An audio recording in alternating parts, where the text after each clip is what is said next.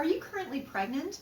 Then you know literally every breath counts for not only you, but also your baby.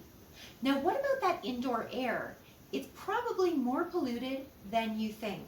So from traffic fumes to cooking smoke and chemicals, yeah, it's literally all floating around your home. So here are some air purifying alternatives for your indoors.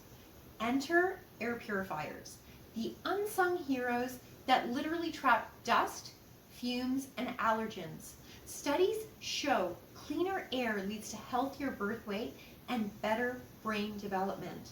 Now, you want to avoid those ozone-producing or chemical-heavy purifiers. Just go for a trusty HEPA filter instead. Your lungs will literally thank you. Or you could also go green. There's houseplants that are natural air scrubbers and literally look gorgeous while they're doing it. So, one suggestion or a few is the spider plant, low maintenance and toxic busting champ. There's also the snake plant, which is perfect for bedrooms because it releases oxygen as you sleep. You could also look at an English ivy, which literally takes down mold and airborne nasties like a literal pro. Now there's also peace lily, which filters chemicals and thrives in low light. So yes, please.